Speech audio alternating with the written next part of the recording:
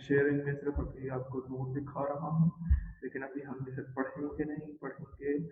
पहले मैं गज़लों को पढ़ाने लगा हूँ और आप जो है गज़लों को ओपन करके अपने सामने रखेंगे। हमारे इस 40 मिनट के लेसन में हम मिर्ज़ा असदुल्लाह खान खालिद की गज़ल को जो है कोशिश करेंगे कि उसे जो है पहले मुकम्मल करें। अगरचे आप एक दफ़ा पढ़ चुके हैं, लेकिन आपकी सूरत हाल भी कुछ इस तरह की है कि बाद जो है आपको कुछ भूल भी जाता है, कुछ याद नहीं रहता है। उस हवाले से हम जो है अपने मौज़ूआत को लेकर चलते हैं।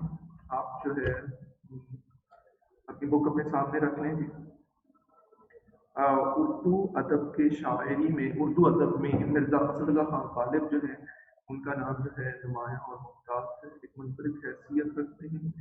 और अगर हम उर्दू अदब की 100 साल तारीख की बात करें तो गालिब एक ऐसी शख्सियत है कि जिनकी शायरी के हवाले से आज भी हमारे सामने वो जिंदा हो जावेद थे। हम यूँ कह सकते हैं कि शायरी में जो उन्होंने फ़लसफ़ा बयान किया, जो इश्क मोहब्बत की दास्तान हम तक बताई पहुँचाई, या सूफियाना मौज़ूआत की बात की, अपने ज़माने के राह और रस्म को बयान किया, वो हर तरफ से जुदा और मुनफरिद निकला। इनकी तारीख़ पैदाइश जो है वो 1797 है और 1869 में जो है इस दारेवाल फानी से कूच करके, अब ये 1798 से लेकर 1869 वो टाइम पीरियड है कि ये वो वक्त है कि जिसमें यहाँ पर जंग आज़ादी भी लड़ी गई, बर्रे सगीर में जो है अंग्रेज़ों का गलबा हो रहा था। और उस वक्त जो है मिर्ज़ा गालिब बादशाहों के बादशाह बहादुर शाह जफर के दरबार में मौजूद थे। उनकी शायरी को जब हम पढ़ते हैं, इनके दो कलाम, एक तो शायरी के हवाले से ग़ज़लियात, एक ही दीवान लिखा, मगर वो इस कदर उम्दा और बेहतरीन दीवान है कि उसके काफ़ी शरह करते हुए 100 से ज़्यादा किताबें लिखी गई। इस तरह उन्होंने अपने दोस्तों के कुछ खतूत लिखे हैं, और वो खतूत जो हैं मकतूबात गालिब के नाम से उनके विसाल के बाद जो है मुख्तलिफ जगह से कलेक्ट किए गए और उनको भी शाया किया गया, तो वो भी इनकी एक यादगार है। उसमें एक तो ज़ुबान के हवाले से हमें पता चलता है कि ज़ुबान किस कदर नायाब खूबसूरत तरीन है, और दूसरी जो हमें अहम तरीन बात समझ आती है ना, वो उस दौर के हालात व वाक़यात हैं, वो ज़ाती तौर के मुश्किलात, और वो दरबारी साजिशें, वो दो ताबात का मिलना मिलाना, वो तमाम बातें जो हैं हमें कहीं ना कहीं से गालिब के मकतूबात से नज़र आ जाती हैं। गालिब जो है अब नीले हाशिए के मुताबिक इनकी थोड़ी सी शरह बयान करने लगा हूँ। ज़ाती ज़िंदगी के मतलब जो लिखा गया है, अकबर आबाद में 1797 में पैदा हुए। सिलसिला नसब जो है सलातीन सल्जूक के वसातत से फरीदून बादशाह तक पहुँच गए। ये ख़ानदान जो है सलातीन सल्जूक का है। ये बुनियादी तौर पे तुर्क कबाइल में से थे, और फिर तुर्क से जब यहाँ पर हिजरत की, जब आवाज़ से कोई हिंदुस्तान की तरफ वहीं पर आया, तो यहाँ पर आकर वो आबाद हुए, तो उन्हीं के ख़ानदान में थे। तो बहुत नामवर शख्सियात पैदा हुई हैं इस ख़ानदान में भी, और ख़ास तौर पर इल्म फज़ल और शायरी के हवाले से और मुजाहिदे के हवाले से बहुत मुमताज़ रहे हैं। अच्छा जी, वो ऐबक तुर्क थे। उनके दादा जो है हिंदुस्तान में तशरीफ़ लाए और दरबार से वाबस्ता हुए, और उसके आखिर में एक जंग में भी जो है वो मारे गए। और वालिद के इंतकाल के बाद उनकी परवरिश की जिम्मेदारी उनके चचा नसरुल्लाह बेग खान ने अपने ज़िम्मे ली। वालिद का इंतकाल उस वक्त हुआ था जब वालिद की उम्र 5 साल की थी, और चचा उस वक्त दुनिया से रुखसत हो गए जब उम्र 9 बरस हुई। अब यहाँ देखिए कि 5 साल और 9 साल उम्र जो है किसी भी बच्चे के लिए जो है वो अभी अक्ल शऊर और समझ की कोई उम्र नहीं होती है।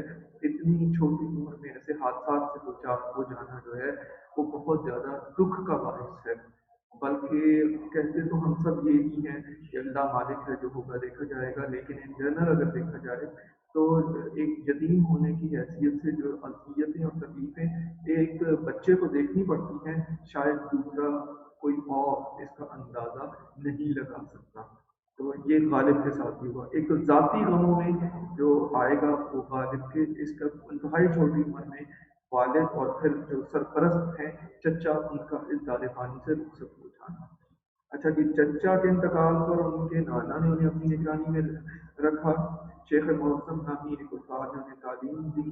13 سال کی عمر میں نواب الہی بخش خان جو ہے جو اس زمانے کے ایک مشہور شاعر تھے، ان کی صاحبزادی امراؤ بیگم سے شادی ہوئی اور دلی میں آباد ہوئے۔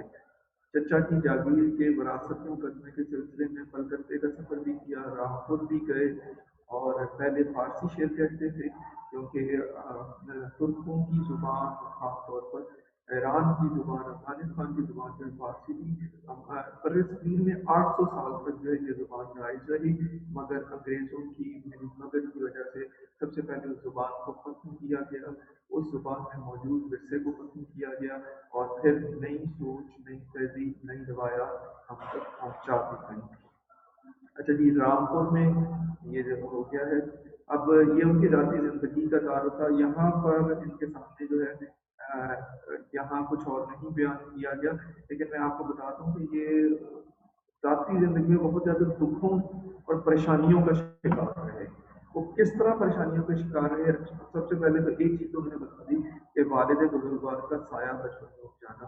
اب جوان ہوئے تو شادی ہوئی، پھر اس کے بعد اولاد بھی فوت ہو گئی، پھر اسی طرح جو ہے نیب حالت بچے تھے، اولاد نہیں ہوئی تو اولاد لے کر جو ہے بیٹا پالا یا 2 بیٹے پالے، تو وہ بھی جب جوان ہوئے تو ان کی بھی ڈیتھ ہو گئی۔ اب یہ غم تھے جو ان کو ملتے رہے، یہ تو ذاتی غم تھے، اور اس کے ساتھ ساتھ جو ہے اس دور میں انگریزوں کی آمد کی قتل عام تھا، درباری سازشیں تھی، دربار کو اجاڑنے کی کوشش کی گئی تھی، نااہل جانشین سے مغلیہ سلطنت کے دربار جو ہے اپنی آخری حد تک تھا، بادشاہ نام کا موجود تھا، اختیار نہیں تھا، کچھ نہیں جانتا تھا تو نہیں کر سکتا تھا، تو یہ ساری باتیں جو ہیں اس کے ساتھ ساتھ جو ہے وہ ہوتا رہی۔ بہادر شاہ ظفر کے والد کا نام جو ہے وہ شاہ عالم تھا، اور شاہ عالم کے دور میں فتنہ بہت زیادہ پھیل چکا ہوا تھا، اس سے پہلے بھی نااہل جانشین تھے۔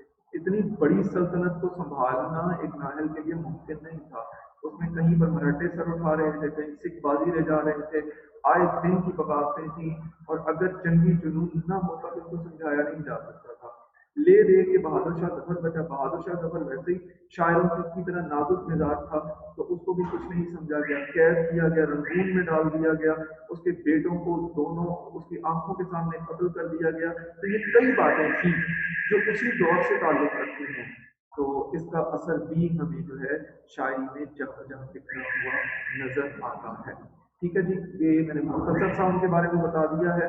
ان کے کلام کے بارے میں آتا ہے کہ اچھوتا انداز ہے، موضوع ہیں دلکش، دل فریب، منفرد اور جاوداں انداز لے کر ہمارے سامنے آتے ہیں، اور انہوں نے جو ہے بہادر شاہ ظفر، غالب بہادر شاہ ظفر کے استاد مقرر ہوئے تھے۔ یہاں پر دیکھیے کہ جو بادشاہ کا استاد ہو تو وہ کم حیثیت کا نہیں ہوتا۔ دوسرا یہ بھی ایک وجہ ہے کہ غالب جو کہ دربار میں رہے اور ان کے بارے میں لکھا بہت گیا اور مشہور ہوئے، تو یہ بھی ایک شہرت کی وجہ بن گئی۔ اچھا جی، ان کے کئی بچے انہوں نے کوئی زندہ نہیں رہا، یہ آپ کو پہلے بتا چکا ہوں، اور انہوں نے 1969 میں جو ہے دہلی میں انتقال کیا تھا۔ یہی ان کی سادہ سا ایک بیک گراؤنڈ تھوڑا سا آپ کو بتا دیا گیا۔ باقی ان کے بارے میں مختصر سا تفصیل کے ساتھ لکھا گیا ہے، اور ان کے بارے میں ایک اور عبد الرحمن بجنوری رحمۃ اللہ، عبد الرحمن بجنوری ایک محقق ہیں، وہ ان کے لیے لکھتے ہیں کہ ہندوستان کی نامی کتابیں 2 ہیں، زید مقدس اور دیوان غالب۔ الہام کیا؟ اچھا، الہام کیا ہوتا ہے؟ ایک اور لفظ آ گیا ہے جی۔ جس طرح پیغمبر پر وحی اترتی ہے، اس طرح ولیوں پر اللہ کی طرف سے پیغامات آتے ہیں، ان پیغامات کو الہام کہہ کر پکارتے ہیں۔ ٹھیک ہے جی، تو کہتے ہیں کہ شاعری جو ہے وہ الہام کی صورت میں کی جاتی ہے، ورنہ یہ ممکن نہیں ہے۔ تو ان کے بارے میں بھی یہی رائے جو ہے بات بہت زیادہ مشہور ہے۔ انہوں نے اردو شاعری میں جو ہے ایک نئی روح دی، نیا انداز، طور طریقہ کچھ یوں متعارف کروایا کہ وہ سب کچھ جو ہے جدا ہو کر رہ گیا۔ سر ایک سوال ہے۔ ہاں جی سر، آمد میں اور الہام میں کیا فرق ہوتا ہے؟ آمد، ہر الہام جو ہے نا اس کے لیے ولایت کا ہونا ضروری ہے۔ अब हम शायरी को ये तो ज़रूर कह देते हैं कि बुनियादी तौर पर ये भी एक इल्हाम ही की काइंड है, किस्म है। वही दो तरह की थी। एक तो ये था कि जबरील अमीन जो है वो आते और अल्लाह का पैगाम देकर आते, और दूसरा एक और भी था जिसे वही गैर मखलूक कहा जाता, तलावत के बगैर, कि अल्लाह रब्बुल इज़्ज़त डायरेक्ट बगैर वसीले वास्ते के कोई ख्याल बात पैगम्बर के दिल में डाल देता और जुबान से अदा होता। उसे हदीस से कुदसी भी कहकर पुकारा गया। इसी तरह जब कोई रूहानी मरातब तय करते करते अल्लाह का कुर्ब हासिल कर लेता है, दिल पाक होता है, तो उस दिल पर जो ख्याल मिन जानिब अल्लाह विलायत के साथ हुक्म रब्बी के साथ उतरता है, तो उसे तो इल्हाम कहा जाता है। आमद शायरी के हवाले से होती है। इसमें जो तकवीनाती निज़ाम या खालिसपन जो अल्लाह रब्बुल इज़्ज़त का जो एक रूहानी निज़ाम है उससे कोई गहरा ताल्लुक नहीं होता है। ये जो है शायरी के हवाले से, कुछ सोच के हवाले से, कुछ बातों का उतरना इसमें मुमकिन है, मगर इल्हाम के लिए वलायत का होना और इसके लिए किसी खास मर्तबे पर होना और फिर अल्लाह रब्बुल इज़्ज़त के अहकामात को लोगों तक जारी करना, ये सबसे अहम तरीक़ा है। ठीक है जी, अब हम आगे बढ़ते हैं। मैं अशार को पढ़ने लगा हूँ, अपनी बुक सामने रखिएगा। देखते हैं कि मिर्ज़ा असद खान गालिब जो है वो क्या बयान करते हैं और किस तरह बयान करते हैं। हम कोशिश करेंगे कि अपने इस लेसन में इसको जो है मुकम्मल कर लें। जो बच्चे आए हैं वो अपनी अटेंडेंस ज़रूर मार्क करें। आपके बहुत से बच्चे ऐसे हैं जो अटेंडेंस अभी भी मार्क नहीं करते हैं और उनकी रिपोर्टिंग जो है वो की जा रही है। अब आहिस्ता आहिस्ता आप तक जो है वो तमाम बातें पहुंचनी शुरू हो जाएंगी। जो एक क्लास में मैंने आपको जो है वो अनदेखी इबारत करवाई थी, जो उसकी थी अशार की 2018 का पेपर भी था। तो मैंने ये कहा था कि आपने अपलोड करनी है। उसमें तो जो मैंने अपलोड किया वो अच्छा खासा ख़राब हो चुका था, मैंने सही करने की कोशिश की लेकिन नहीं हुआ। तो काइंडली वो 2018 का पेपर है, जिन्होंने नहीं किया हुआ उसे वो सॉल्व करके भेज दें। वो बहुत से बच्चे ऐसे ही, बल्कि सभी ने कहा था कि इसका क्या करें, जबकि मैंने क्लास के अंदर उसको जो है वो दिया भी था। उसकी एक फोटो कॉपी आपको दी थी, तो वो भी आप लोगों के समझ में नहीं आई। तो काइंडली अपने काम को जरूर अपलोड कीजिएगा। अब मैं देखता हूँ कि इस वीक में आपके टेस्ट कब से स्टार्ट हो रहे हैं, मतलब कल से हो रहे हैं। जी सर। तो फिर जी इस सर। वीक में तो इस वीक में कोई असेसमेंट नहीं आएगी, क्योंकि आपने वो उसकी तैयारी करनी है। तो आपकी जो असेसमेंट होगी सिर्फ उसी को असेस किया जाएगा, अदरवाइज नहीं है, बाकियों में नहीं किया सर जाएगा एक सवाल था। जी। सर ये जितनी भी रोमानवी शायरी होती हैं उसमें सोज का पहलू होता है सारों में? जरूरी नहीं है। सोच उस अच्छा, सोच किसे कहते हैं, पहले तो ये भी एक है। सबसे पहले तो मोहब्बत जब दिल में पैदा होती है और जो जिससे इंसान मोहब्बत करता है ना, वो बिछड़ जाता है। बिछड़ने के बाद दिल के अंदर जो उसके लिए तड़प और जलन पैदा होती है ना, वो सोच कहलाती है। उसके बाद दिल नर्म हो जाता है और ख्याल उसमें अटक जाता है, उसे गुदाज कहा जाता है। तो कुछ जगहों पर तो ये सोदो गुदाज है, मगर जहां पर महबूब सामने आ बैठा है वहां पर सोदो गुदाज का पहलू कम हो जाता है और वहां और नई बातें हैं। वहां वस्ल की कैफियत, मिलने की कैफियत और बाकी चीजें आएंगी। हर शेर में, हर रोमांटिक पोइट्री में मेरे नजदीक जो है ये चीज जरूरी नहीं है। सो जुदाई में, गम में, दुख में, तब उन पहलुओं में ज्यादा पाया जाता है। और इसी वजह से इकबाल के नजदीक जो है हिज्र वसल से बढ़कर है, क्योंकि ये सोतो गुदास पैदा करता है। और वसल के अंदर तो है कि वो लम्हा जब आया तो इंसान मरना चाहता है, वो चाहता है कि वो मिलना, वो ठहर जाए और वो अपने महबूब ही के पास रहे। मगर हिज्र के अंदर, जुदाई के अंदर हर लम्हे ख्याल उसके पास रहता है। और जब हम इसको बहुत आगे तक देखते हैं तो उसमें क्या नजर आता है कि ये जो कायनात में रब ने इंसान को आसमानों से उठाकर जमीन की तरफ भेजा, तो ये हिज्र ही की एक सूरत थी। तभी ये रूहें यहाँ पे तड़प कर अपने मालिक को पुकारती हैं। वो आगे उस बात को बहुत एक्सप्लेन करते हैं। تو ہر ایک میں میرے نزدیک نہیں ہے۔ ٹھیک ہے سر، لیکن سر ہمارا جو سلیبس ہے اس میں زیادہ تر تو ایسے ہی ہے۔ ہمارے جو سلیبس ہے اس میں موجود ہے۔ اصل میں رومانٹک پوئٹری میں جو دیکھیں نا، وہ ہر ایک کی الگ الگ ہے، جتنے بھی شاعر کو پڑھ لیں، جس کو بھی پڑھ لیں، خیال آیا اس نے بیان کر دیا اور منفرد طریقے سے بیان کر دیا۔ تو جی پھر سر۔ کہیں کہیں تو آ جاتا ہے، کہیں نہیں آتا ہے، تو وہ پرسن ٹو پرسن، بلکہ میں یہ کہوں گا کہ ہر شعر کو دیکھنا پڑتا ہے۔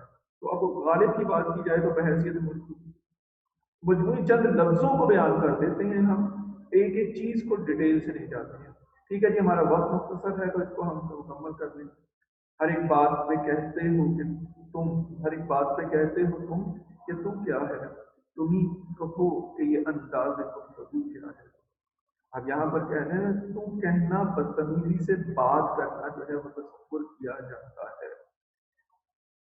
تم سے مراد محبوب ہے، تم ہی کہو، تم ہی بتا دو یہ انداز گفتگو کیا ہے، یہ بات چیت کا طریقہ کیا ہے۔ اب غالب کے لفظی ترجمہ سب سے میں پہلے بتا دوں کہ غالب اپنے محبوب کو مخاطب ہو کر کہتا ہے کہ تم ہر ایک بات پہ مجھے کہتے ہو کہ تم چیز ہی کیا ہے اور تیری حقیقت ہی کیا ہے۔ اور ایک عاشق کے لیے ایک محبوب کے اس طرح کا انداز تکلم یا گفتگو جو ہے وہ بہت نازیبا، نامناسب ہے، اور یہ دل جلا دیتا ہے۔ تم خود ہی اگر بات کو سوچو تو تمہیں احساس کرنا چاہیے کہ یہ انداز گفتگو کیا ہے، سوالیہ انداز ہے، مگر وہ کہنا یہ چاہتے ہیں کہ یہ انداز گفتگو مناسب نہیں ہے۔ اچھا، ایک غالب کے ہاں ایک عجیب انداز ہے کہ جب انہوں نے مکالماتی انداز میں بھی جو ہے وہ اشعار کہے ہیں، وہ کیفیت، وہ دل کی حالت، وہ جذبات، وہ معاملات عشق کو جب شعر کے سانچے میں ڈھالا تو اس میں بھی جو ہے لفظوں کو یوں لڑی میں پرو دیا کہ سننے والا جو ہے حیران رہ گیا۔ یہاں پر بھی یہی ہے کہ محبوب کو مخاطب ہوا جا رہا ہے۔ ہماری شاعری کا ایک دستور ہے، مطلب بہت سی باتیں حقیقت سے ماورا ہیں، ضروری نہیں ہے پریکٹیکل لائف میں ایسا ہی ہوتا ہو اور کوئی محبوب اپنے عاشق کے ساتھ یا جو سے محبت کرتا ہے اسی طرح گفتگو کرتا، اس فقط انہوں نے ایک طریقہ کار بتا دیا ہے کہ ہماری شاعری میں محب جو ہے یا عاشق جو ہے وہ نیاز مند ہے، یعنی کہ آرزو رکھنے والا، جھکنے والا، محبوب کو بلانے والا ہے، اور جو محبوب ہے وہ ناز و ادا کا پیکر ہے، اس میں انا بھی ہے، وہ اپنے مثل کسی کو نہیں سمجھتا ہے، ہمیشہ عاشق جو ہے نیاز مندی کا مظاہرہ کرتا ہے اور اسے اپنی طرف مائل کرنے کی کوشش کرتا ہے، جبکہ حسن یعنی محبوب اس درجے یا حالت پر ہے کہ وہ عاشق کو کسی بھی خاطر میں نہیں لاتا ہے۔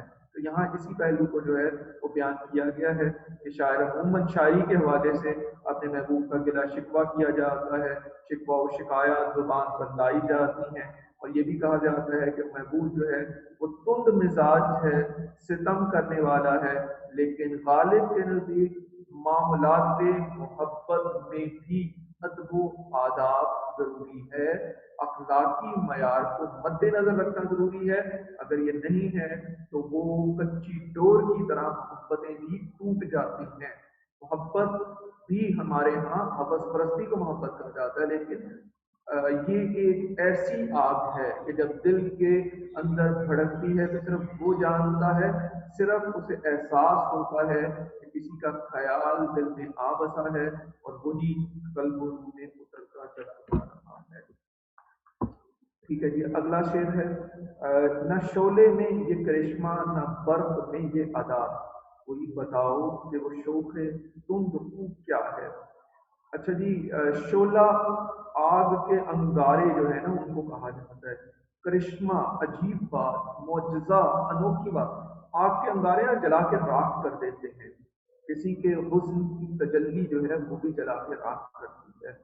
اچھا، ہماری آنکھیں جو ہیں نا وہ ظاہر کو دیکھنے کی عادی ہیں، اس موضوع کو شاید کبھی پہلے بھی بتایا ہو کہ دو آنکھیں تو وہ ہیں جو آنکھیں مادیت سے بھری دنیا کو دیکھتی ہیں، مگر ایک دو آنکھیں وہ بھی ہیں جو دل کے اندر پائی جاتی ہیں، اور جب انسان تقویٰ اور پرہیزگاری حاصل کر لیتا ہے تو دل کی آنکھ کھل جاتی ہے اور انسان وہ مناظر دیکھتا ہے کہ جو ظاہری آنکھ سے نہیں دیکھ سکتے۔ آنکھ کا نور بھی کر خدا سے طلب کہ دل کا نور بھی کر خدا سے طلب کہ آنکھ کا نور دل کا نور نہیں ہے، کہ دل کی روشنی اور دل کی آنکھ جدا ہے، وہ شعور جدا ہے، وہ ضمیر جدا ہے جو دل کے اندر احساس پیدا کرتا ہے۔ اور یہ جو ظاہری طور پہ آپ دیکھ رہے ہو یہ مادیت کو دیکھنے کے لیے روشنی دی گئی ہے۔ اسی لیے اقبال نے ایک جگہ پر کہا تھا دل بینا بھی کر خدا سے طلب کہ آنکھ کا نور دل کا نور نہیں ہے۔ دل بینا بھی کر خدا سے طلب کہ آنکھ کا نور دل کا نور نہیں ہے۔ تو یہاں پر بھی جو ہے وہ محبوب کی کچھ باتیں کی جا رہی ہیں اور وہ کہہ رہے ہیں کہ محبوب جو ہے وہ عجیب تیز مزاج کا مالک ہے۔ شوق کا لفظ جو استعمال کیا ہے نا یہ محبوب کے لیے ہے۔ تند خو کا مطلب ہے تیز طبیعت والا، ایسا گھوڑا جو رام نہ ہوتا ہو، یعنی کہ غصے والا ہے جو بات نہیں سنتا ہے۔ تنک مزاج بھی اس کے لیے لفظ استعمال کیا گیا۔ برق بجلی کو کہتے ہیں، ادا طریقے کو کہا جاتا ہے۔ تو شاعر کہتا ہے کہ میرا محبوب جو ہے وہ سب سے جدا ہے، وہ اس کے انداز اس کے لہجے کی سختی کا جواب نہیں ہے، وہ اس انداز سے گفتگو کرتا ہے یا اس کے طور طریقہ ایسا ہے کہ نہ تو شعلوں میں آگ کے شعلوں میں یہ انوکھا پن پایا جاتا ہے اور نہ ہی بجلی جو ہے اس قدر تیزی سے گر کر جو ہے وہ جلا کر راکھ کرتی ہے۔ تو یہ بھی محبوب کو بڑھا چڑھا کر بیان کر دیا گیا ہے۔ یوں لگتا ہے جیسے زمین کا کوئی انسان نہیں ہے بلکہ جنت کا کوئی حور یا فرشتہ ہے یا غلمان میں سے کسی کو دیکھ لیا گیا ہے اور اس کے حسن کا جلوہ جو ہے وہ دل پر اتر آتا ہے۔ تو شاعر نے یہاں پر محبوب کو تشبیہ دی ہے اور محبوب کو انتہائی خوبصورت انداز سے جو ہے وہ بہترین طور طریقے سے رسا کر کے دکھا دیا ہے۔ تو شاعر یہ کہتا ہے کہ میں جتنا بھی اسے کے قریب جاتا ہوں مجھ پہ یہ راز ہوتا ہے کہ وہ گہرے سے گہرا ہے اور اس کا حسن، اس کی سیرت، اس کا خیال میرے دل کو گھائل کر دیتا ہے۔ اگر ہم اس کے مجازی میں دیکھیں تو پہلو یہ نکلے گا کہ جب کوئی کسی کی محبت میں ڈوب جاتا ہے تو وہ خیال ہی دل پر بجلیاں گراتا ہے، اور یہی بات جب آگے بڑھتی ہے اور جب کسی کو عشق حقیقی ملتا ہے تب بھی صورت مثالی جب سامنے آتی ہے تو یہی انداز دل کو جو ہے وہ برباد کر رہا ہوتا ہے۔ وہ بہت تفصیل ہو جائے گی، تفصیل کی آپ کو ضرورت نہیں ہے۔ یہ رشک ہے کہ وہ ہوتا ہے ہم سخن تم سے، وگرنہ خوف بد آموزی عدو کیا ہے۔ رشک جو ہے وہ حسد کی سینس میں یہاں پر آتا ہے کہ وہ ہم سخن ہوتا ہے، گفتگو کرتا ہے، خوف، ڈر، بد آموزی، برا بھلا کہنا، عدو دشمن کو کہا گیا ہے۔ صحیح اچھا یہ رکھی ہاں جی یہ رقیب کے لیے لفظ استعمال کیا گیا، عدو لفظی ترجمہ دشمن ہے، مگر یہ دشمن کون دشمن؟ کوئی عام دشمن نہیں ہے بلکہ یہاں رقیب کو دشمن کہا گیا ہے۔ وہ مسئلہ صرف یہی ہے کہ ایک محبوب ہے، چاہنے والے کئی ہیں، تو اب شاعر جو ہے وہ کہتا ہے کہ میں صرف اس بات پر حسد محسوس کرتا ہوں کہ وہ تم سے گفتگو کرتا ہے، ورنہ مجھے اپنے رقیب کے برا بلا کہنے کا کوئی بھی خوف نہیں ہے۔ وہ کچھ بھی ہے، وہ کچھ بھی کہتا رہے، میری بلا سے میں اس کی طرف توجہ نہ کروں گا، وہ کبھی بھی جو ہے میرا کچھ نہیں بگاڑ سکتا۔ لیکن افسوس یہ ہے کہ میں یہ جانتا ہوں کہ میں تجھے چاہتا ہوں اور وہ تجھ سے گفتگو کرتا ہے اور میرے لیے یہ بات جو ہے وہ ناقابل برداشت ہے، کیونکہ کچھ لوگوں کا خیال یہ ہے کہ محبت میں بھی غیرت کا جذبہ پایا جاتا ہے۔ کہ شاید کوئی بھی جو ہے اپنے محبت کو ذلیل و رسوا ہوتے ہوئے نہیں دیکھ سکتا اور محبوب کو صرف اپنا بنا کے رکھنا چاہتا ہے، جس کی بنا پر یہ تمام حال و احوال ظاہر ہوتے ہیں۔ ٹھیک ہے، اگلا شعر ہے۔ चिपक रहा है बदन पर लहू से पैरहन, हमारे जेब को अब हाजते रफू क्या है। अच्छा, ये जीब जब मैं फारसी में पढ़ा था तो उसको जीब था, अब यहाँ पे जेब में पढ़ रहा हूँ, मुझे इसका एग्जैक्टली प्रोनाउंसिएशन नहीं पता, लेकिन ये जो है गिरेबान के लिए लफ्ज़ इस्तेमाल किया गया है। जेब वो पॉकेट के लिए हमारे यहाँ उर्दू में भी इस्तेमाल होता है, मगर यहाँ पर जो है ये जीब जो है फारसी में गिरेबान को कहा जाता है। चिपक रहा है साथ जो है बिल्कुल साथ जो है लिबास जिस्म के साथ जो है वो बिल्कुल चिपकता जा रहा है।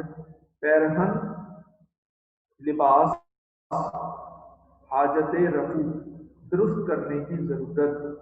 रफू क्या होता है, जब कपड़ा जब कहीं से फट जाए तो धागे के साथ उसको सिया जाता है कि उसमें कहीं पर भी एहसास ना हो कि ये फटा हुआ है, उसे रफू कहा जाता है। अब भी कपड़ों को जो है वो रफू किया जाता है।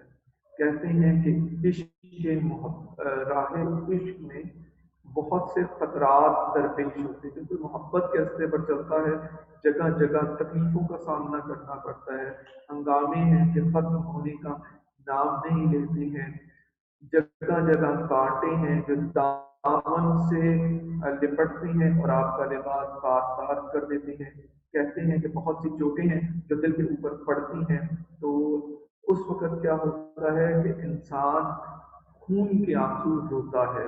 तो यहाँ पर भी शायर ने ऐसी ही मोहब्बत और अज़ियतों का तज़किरा कर दिया है कि मैं भी जब मोहब्बत में राह मोहब्बत पर चला तो नतीजा ये निकला कि मैंने भी बहुत से दुख देखे हैं। अब उन दुखों का नतीजा ये है कि मेरा पूरा वजूद जो है जख्मों से चूर चूर है, लहू जो है वो पूरे जिस्म पर जारी हो गया है, हत्ता कि मेरा पैरहन मेरा लिबास जो है वो उस लहू की वजह से खून की वजह से साथ चिपक रहा है। और दूसरे मिसरे में कहते हैं हमारे जेब को अब हाजते रफू क्या है कि अब जब लिबास भी तार तार है, जिस्म भी तार तार, जिस्म भी जगह जगह जख्मी हो चुका है, तो गिरेबान फट गया है, तो इसमें सीने की जरूरत ही क्या है। यानी कि अब गिरेबान फटे हुए गिरेबान का सीना बेमानी है। और इसका अब आसान लफ्जों में मतलब ये बनेगा, कहा यह जा रहा है कि इंतहाए इश्क की सूरत जो है वो ला इलाज है, कि जब इश्क अपनी इंतहा पर पहुंच जाता है तो उसका कोई इलाज नहीं है, वहाँ दुख ही दुख है, वहाँ गम ही गम है, वहाँ कुर्बानियां ही कुर्बानियां हैं, वहाँ सिर्फ सर तस्लीम हम करना है, किसी के सामने किसी के हुक्म के सामने जो है वो सर को झुका देना है। अच्छा, ये जो सो रहे हैं, जो मेरी बातों से ही सो चुके होंगे, जो नोट भी नहीं कर रहे होंगे, मैं काइंडली उनसे ये कहूँगा कि आप जो है अपने जरा होश के नाम ले, जरा सामने सर सब बैठे जाग रहे हैं। सब जाग रहे हैं तो इसका सर जी सर इसका जब मैंने पहले खुद तर्जुमा करने की कोशिश की थी, मैंने तो कुछ ऐसा तर्जुमा किया था कि इनके कर्जदार को कर्जा वापस ना मिलने पे उन्होंने फिर इस तरह इनका ऐसा हाल कर दिया कि उनके बदन के साथ पैरहन जुड़ने लग गया। तो मैंने तो जेब से लिया था मायने इसका। नहीं नहीं बेटा, इतना बड़ा रखना करो तुम शायरी का, ये गालिब है। इसके एक शेर जो है ना वो बहुत ज्यादा मुश्किल है, तो ये महबूब जी के रास्ते पे रहने तो ये कर्जे कुर्जे का ताल्लुक इससे नहीं है। ये बड़ी मशहूर और इसमें जिस्म जहां दिल भी जल गया होगा कुरेदते हो अब जो राह जस्तजू क्या है। अब यहाँ देखिए ये सबसे खूबसूरत तरीन है कि इश्क की शिद्दत के बाद का हाल, जला है जिस्म जहां। अच्छा, जिस्म जला क्यों है? सबसे पहले तो यही एक सवाल है ना कि मोहब्बत की शिद्दत ने या आतिश इश्क ने जो है वो जिस्म को जलाकर राख कर दिया है। और राख करने का मतलब क्या हुआ? ख्वाहिशात का मिट जाना, मुश्किलें इतनी पड़ी कि आसान हो गई। ये गालिब का एक शेर था, गम का खूगर हुआ इंसान तो मिट जाना है गम, मुश्किलें इतनी पड़ी कि आसान हो गई। تو وہ مشکلات شدت پر آئیں تو تب یہ صورتحال ہوتی ہے کہ اس وقت یہ کہا جاتا ہے کہ میں اپنے غموں کے ہاتھوں مجبور ہوں اور سب کچھ مٹ گیا ہے. وہاں مٹ گیا کا لفظ استعمال کیا گیا، یہاں پر وہ کہہ رہے ہیں کہ سب کچھ جل کے راہ گیا ہے. تو کہتے ہیں جب سب کچھ جل گیا ہے تو دل بھی جل گیا ہوگا، اور اگر اب آ کر تم مجھے ٹٹول کے دیکھ رہے ہو تو مجھے جاننے کی کوشش کرتے ہو کہ میں کہاں ہوں، میرا عشق کہاں پر ہے، تو مجھے یہ نہیں سمجھ آتی ہے کہ تم کیا جاننا چاہتے ہو. اور یہ بھی کہہ سکتی ہیں کہ شاعر کا محبوب جو ہے وہ قتل کرنے کے بعد شرمندہ ہے، اور یہ شرمندگی مٹانے کے لیے آیا ہے، جاننا چاہتا ہے کہ کاش میں اس سے اچھا تعلق رکھتا. ایک بات غالب کا یہ ایک شعر تھا جس نے کہا کہ میرے قتل کے بعد اس نے جفا سے توبہ آئے تو دودھ پشیماں کا پشیماں ہونا، کہ میرا قتل کر دیا، مجھے مار دیا، پھر اسے خیال آئے گا کو قتل کرنا تو بڑی بری بات تھی. دوسرے مصرے میں کہتے ہیں ہائے دودھ پشیماں کا پشیمان ہونا، اتنی جلدی توبہ، مجھے مار بھی دیا، ختم بھی کر دیا، اب توبہ کر بھی دی تو کوئی فائدہ نہیں ملے گا. تو یہاں پر بھی ایسا ہی ہے کہ اب جو ہے محبوب پشیمان ہے، عاشق کو کے پاس آیا ہے، لیکن اب جو ہے وقت گزر چکا ہے. شاعر جو ہے وہ کہتا ہے میں تو اس کے عشق میں، اس کی تکلیفوں میں، اس کی یادوں میں کر کے خاک ہو چکا ہوں، اور اب میں جو ہے راکھ بن چکا ہوں، مجھ میں کچھ بھی تلاش کرنے کی ضرورت نہیں ہے. اسی لیے غالب نے ہی کہا تھا یہ عشق نہیں آسان، بس اتنا سمجھ لیجیے کہ ایک آگ کا دریا ہے اور ڈوب کے جانا ہے.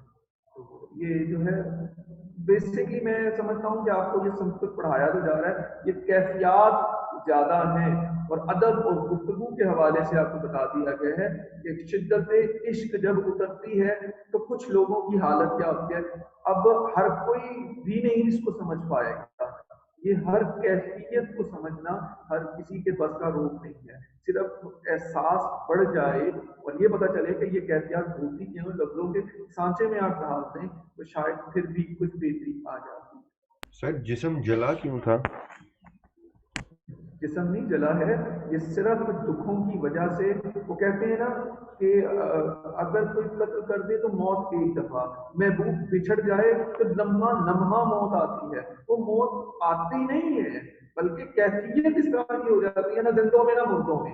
اسی لیے کبھی دیکھا ہوگا کہ جب محبت کی بات کی جاتی ہے تو ایک تیر دکھایا جاتا ہے، وہ تیر نیم کش دل کے آر پار ہے، وہ دل کے اندر ہے، آر پار نہیں ہے. اگر آر پار ہوتا تو تیر مار جاتا اور زندگی سے چھٹکارا مل جاتا، خیال سے چھٹکارا مل جاتا. مگر کسی کی نظر کا دل تیر جب دل کے اندر ٹھہر گیا ہے تو ہلکی ہلکی کسک پیدا کرتا ہے، خلش پیدا کرتا ہے، دکھ دیتا ہے، اور اسی طرح زندگی گزر جاتی ہے. بس ٹھیک ہے. یہ ٹھیک ہے. آگے اگلا شعر ہے، رگوں میں دوڑتے پھرنے کے ہم نہیں قائل، جب آنکھ ہی سے نہ ٹپکا تو پھر لہو کیا ہے. یہ غالب کا ایک بہت خوبصورت شعر ہے جس میں غالب اپنی شدت کا بیان کر رہے ہیں.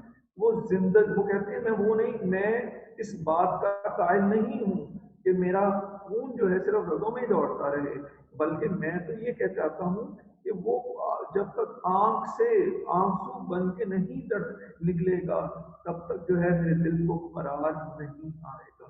تو پھر لہو کیا ہے، وہ یہ کہتے ہیں کہ آنسو کی دولت ہے، زندگی کی علامت ہے. یہ جو ہے اس میں روانی پائی جاتی ہے. وہ یہ نہیں مانتے ہیں کہ خون صرف وجود کے اندر رہے، خیال صرف جسم کے اندر رہے، بلکہ اس کا اظہار اور دوسرے تک بات کا پہنچانا بھی ضروری ہے. اور یہاں پر بھی جو ہے اس میں غالب نے اپنی زندگی کی اہم ترین حرکت اور عمل کے بارے میں جو ہے وہ بات کی ہے کہ مسلسل حرکت کرنا، مسلسل تبدیلی لانا، نئی سے نئی راہوں کی طرف بڑھنا بہت زیادہ ضروری ہے. وہ چیز جس کے لیے ہم کو ہے وہ بہشت عزیز سوائے بادائے گلفاں میں مشبو کیا ہے. اب یہاں پر یہ دیکھیے گا کہ وہ کہتے ہیں جی وہ چیز بہشت جنت کو کہتے ہیں، بادہ جام کو کہا جاتا ہے، گلفام رنگین کے لیے ہے، مشک بو ہرن کے ناپے سے حاصل ہونے والی कीमती खुशबू। और इसके लिए एक और लफ्ज़ भी है, कस्तूरी भी इसे कहा जाता है। कस्तूरी का लफ्ज़ भी इसके लिए इस्तेमाल किया। कहते हैं कि हिरन के नाके से जो खुशबू बनती है वो बहुत ज़्यादा कीमती होती है। अच्छा बॉयज़, ये मेरे पास 3 मिनट शो हो रहे हैं, 3 मिनट बाद ये क्लास जो है वो खत्म हो जाएगी, बल्कि हमारे 40 मिनट्स हो चले हैं। तो अब कल हम तो अपनी क्लास को जो है वो कंटिन्यू करेंगे। मैं इस गज़ल को एक एक दो दो जुमले लफ्ज़ बोल के मुकम्मल कर दूँ बस। तो खुशबू की मैं बात कर रहा था। कस्तूरी कहा जाता है, हिरन के नाफे से खुशबू बनती है, बहुत कीमती भी होती है, बहुत अच्छी भी होती है। शायर ये कहता है कि मैं जो रवायती मज़ामीन हैं कि मैं हम जन्नत को क्यों पसंद करते हैं, जन्नत की नेमतों की वजह से। तो वो कहते हैं कि मुझे जन्नत क्यों अजीज़ है, वो सिर्फ इसलिए अजीज़ है कि वहाँ पर शराब जो है इंतहाई खूबसूरत है, और उसकी खुशबू जो है वो मेरे दिलो जान को बहुत ज़्यादा अजीज़ है। मैं जन्नत में जाकर भी उसी शराब को पीने का आदी हूँ। अब ये कुरान पाक में भी लफ्ज़ जो है शराबन तहूरन का लफ्ज़ इस्तेमाल किया गया है कि वो पाकीज़ा शराब। अब ये पाकीज़ा शराब शराब शरबत पीने की एक चीज़ को कहा गया है, वो कैसी है, वो मस्त करती है, बेखुद करती है, नहीं करती है, तो इसकी आगे तफसील अलग से है। तो गालिब जो है जन्नत में इस वजह से जाना चाहते हैं कि वहाँ की शराब जो है वो मुनफरिद है, और वो शराब के रसियात है। अब ये शराब किसे कहा गया है, क्या ये दुनिया की वो शराब है या उन्होंने इस्ताराती तौर पे से लिया है, ये गालिब बेहतर जानते हैं। मगर हम जो है शराब का यहाँ पर मानी जो है वो शराब ही लेकर अपनी बात को आगे बढ़ा देंगे। सर ये दुनिया में भी मेरे ख्याल से शराब पीते करते थे शायद। हो भी सकता है, और ये भी हो सकता है कि ये मानवी तौर पे हो। अब ये देखें दरबारों से वाबस्ता है और वहाँ पर ये चीज़ बहुत ज़्यादा आम है, तो मे भी पॉसिबल है कि ये पी भी रही हूँ। और ये भी पॉसिबल है कि मलामतिया फिरका एक गिरोह हुआ है कि जिसमें अपने आप को छुपाया जाता है, लफ्ज़ वो इस्तेमाल किए जाते हैं जिससे लोग नफरत करें, और फिर पर्दे में रहकर कई बातें बयान कर दी जाती हैं। मुमकिन है कि ये उसी तरह का कोई तरीक़ेकार अपना लिया गया हो कि शराब से क्या मुराद ले रहे हैं, लेकिन हम कितनी डीप नहीं जाते हैं, जो लिखा है हम उसी को समझते हैं और आगे बढ़ जाते हैं। मैं पीऊँ शराब अगर खुम भी देख लूँ, दो चार ये शीशा हो, पदाओ, कूदाओ सबू क्या है। वो कहता है कि मैं बड़े 2-3 मटके देख लूँ तो शराब भी पी लूँ। ये जाम, छोटा सा प्याला, कासा, डोंगा, इन चीज़ों से शराब जो है पीने से मेरा कुछ नहीं बनता है। तो ये फिर इंशाल्लाह इस पे अब तफसील से बात की जाएगी। हुआ है शह का मुसाहिब, फिरे है इतराता, वगरना शहर में गालिब की आबरू क्या है। गालिब अपने बारे में कह रहे हैं कि बादशाह का मुसाहिब दोस्त बना है और इतराता फिर रहा है, वरना दुनिया में उसकी हालत क्या है। इसको भी जरा तवज्जो तलब है, कल इंशाल्लाह बात होगी। कोई सवाल जी, टाइम हो गया है। नहीं सर। नहीं sir. Thank you sir so ये जो मच। आपने आखिरी हाँ, शेर पढ़ा इसके पीछे तो मेरे ख्याल से एक पूरी कहानी कोई होती है कि कहानी है।